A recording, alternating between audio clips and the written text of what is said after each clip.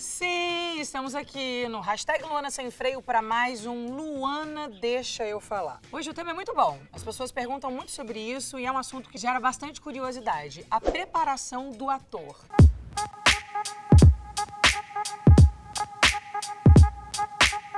Ah, mas antes disso eu vou pedir o quê, papai? Pra você dar um like agora, amor. Clim, clim. Isso. E você não deixe de se inscrever, por favor, porque daí você já faz parte da nossa tribo, já vai ficar sabendo como a gente é legal e não vai mais querer desgrudar. Então, só conferindo, já deu like, podemos voltar a falar. Preparação do ator. É um assunto que até eu mesma tenho muita curiosidade, porque eu nunca fui chamada pra fazer personagens que pedissem grandes mudanças físicas, por exemplo. Eu tenho uma carreira que os meus personagens são muito, entre aspas, assim, porque eu não tô falando mal deles, não, nem colocando de um lado pejorativo a palavra, mas seria comerciais. Normalmente os filmes que eu faço são comédias mais românticas, comerciais, são histórias de famílias mais tradicionais, lá com as suas confusões, claro, né, porque tem que ter conflito. Mas, assim, não são essas coisas no sertão, essas tragédias, as coisas na favela. Eu não tenho muito esse perfil dentro da minha carreira. Eu faço o que me chamam e tenho aí até escolhido super bem. Sou super feliz com a carreira que construí.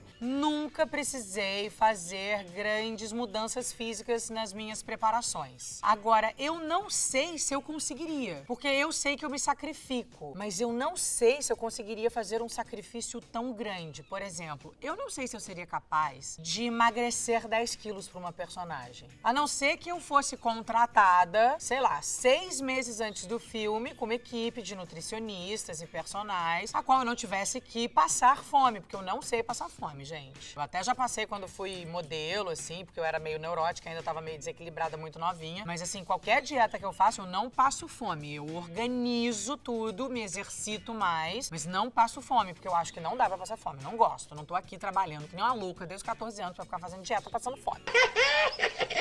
Como o Brasil não tem esse perfil, porque não tem todo esse dinheiro, eu acho que lá fora as pessoas são contratadas um ano antes. Daí eu acho que eu daria conta. Mas assim, na raça, sozinha, 2 meses antes do filme, emagrecer 10 quilos, não me vejo assim. Tampouco me imagino engordando 10 quilos. Justamente porque aqui no Brasil não tem essa coisa de você engordar e depois você ter um ano sendo pago, com uma equipe paga pra cuidar pra que você volte ao seu peso original antes de ter engordado, entendeu? Suponho que lá fora talvez seja assim.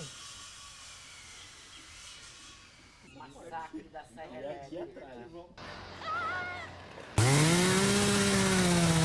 Porém, a carreira de ator, agora falando da parte incrível da carreira de ator, é que normalmente toda personagem que você faz, ela tem uma profissão que é diferente da sua, que é ser ator. Então você precisa aprender um pouco de alguma coisa. E nessa você conhece muitos universos e isso é muito gostoso. Por exemplo, eu já fiz futebol, porque já fiz uma jogadora de futebol. Eu já fiz esgrima, porque lá no D'Artagnan e os Três Mosqueteiros tinha esgrima e mesmo que a minha personagem não lutasse, nosso trabalho corporal, antes do ensaio, era esgrima com o Gaspar Filho, que é o mestre. Já fiz circo para as minhas peças. Em Alice no País das Maravilhas, a gente fez acrobacia. No Pequeno Príncipe, eu fiz trapézio. Então você acaba conhecendo muitas coisas. Eu, quando fiz a bailarina, fui fazer balé clássico. Me apaixonei, foi incrível para mim, uma experiência inesquecível. E daí, além dessa parte incrível da carreira de ator, que a gente tem que sempre aprender alguma coisa nova, porque cada personagem tem uma profissão, tem os que você precisa estudar mais, porque o universo daquela personagem é muito distante do teu e de alguma maneira você é especialista naquilo, então em cenas você tem que parecer muito íntimo daquele assunto. Por exemplo, Dona Vera Miller, que foi a personagem que eu fiz na minissérie Dupla Identidade da Rede Globo. Ela era uma psicóloga forense especializada em prender serial killers, aquelas pessoas malucas que matam pessoas em série, imagina.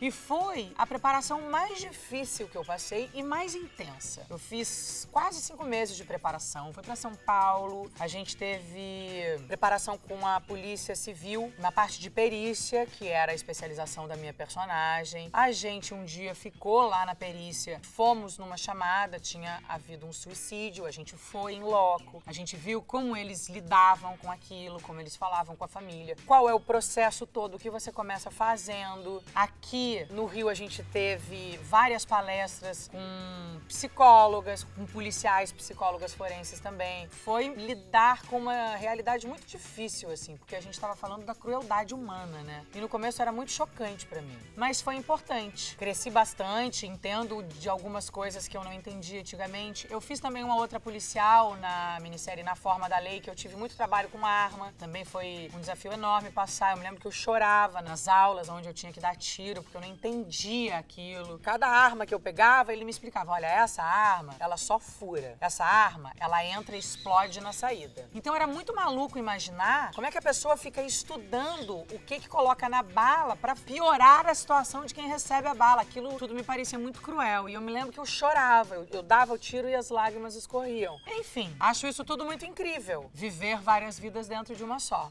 Agora, também tem uma coisa meio de lenda das preparações, né? Tem um povo que acha que se preparar é sofrer. Eu não concordo com isso. Eu acho que a gente tem que sofrer a história da personagem. É você viver, você se imbuir de imaginação, criar o seu mundo imaginário e acreditar que você está vivendo aquela realidade. Não é porque eu tô fazendo uma personagem que foi estuprada que eu terei que passar por alguma coisa parecida com isso. Então, assim, eu acho que essa coisa de que, né, rola uma lenda na preparação, as pessoas apanham, que tem que sofrer. Então, eu fico meio assim com essa coisa do extremo sacrifício físico, sabe? Da dor física pra você chegar a algum lugar. A não ser que tenha a ver, sei lá. Eu não gosto muito de trabalhar assim, mas respeito quem trabalha e tem uma galera que trabalha assim. Só pra vocês entenderem que tem várias vertentes dentro de uma mesma profissão. Nossa equipe que aqui trabalha, que aqui presente, se faz e merecidamente merece os parabéns, se lembra de coisinhas que vale a pena contar porque a gente pode colorir essa história de preparação de ator. Nem sempre a gente tá preparado pra tudo, apesar da gente tentar estar preparado pra tudo. Então tem duas histórias ótimas aqui, que é óbvio que eu não vou dar nome aos bois, mas eu vou contar pra vocês. Uhul! Uma vez eu tava fazendo um trabalho na televisão e tinha uma cena de briga entre eu e uma outra atriz. A outra atriz era mais velha, ela é uma atriz mais velha. E daí o diretor marcou a cena, mas ele não marcou exatamente a briga, como era pra fazer. Mas eu não me preocupei, porque eu achei que era uma coisa mais mise-en-scène mesmo, uma coisa mais corporal, assim e tal.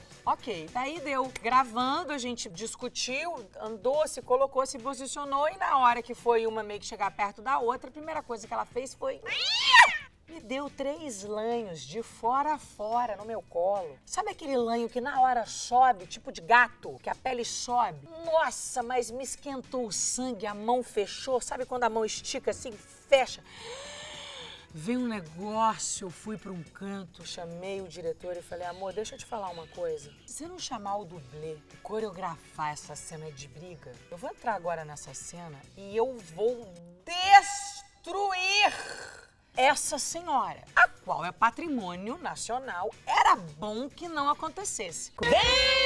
Me chamou, coreografou, bateu, levou, vai pra frente, vai pra trás, tomou soco, não sei o que, foi pronto. Nem eu precisei destruir o patrimônio nacional e nem eu tomei mais lanho nenhum, que eu também não tô aqui pra ficar tomando lanho na gravação, não é mesmo? Entendeu? E a outra história maravilhosa, eu não sou muito de fazer cena de sexo, mas às vezes precisa. E teve uma cena de sexo que eu fui fazer, que a figurinista chegou pra mim, eu tinha pedido as coisas todas, você compra 3 pacotes de Lib, por favor, compra aquela calcinha escala bege, aqueles truques que a gente sempre usa e que toda figurinista conhece. Daí, depois de, sei lá, uns 2 dias, ela chegou e falou assim, Luana, você já conversou com o ator sobre a cena? Eu...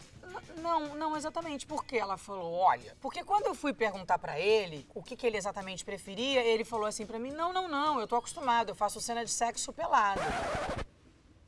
Oi? Daí a figurinista falou, olha só, você já conversou com a Luana sobre isso? Ele falou, não, por quê? Ela falou, olha, porque pelas coisas que ela tá pedindo pra mim, parece que ela não vai topar fazer a cena de sexo pelado. E foi assim que ela me contou, que eu fui lá, tive um plá com um colega e a gente conseguiu fazer a cena de sexo, que afinal de contas é uma coisa chatíssima de fazer, tem 40 pessoas ao seu redor, um constrangimento, normalmente um frio.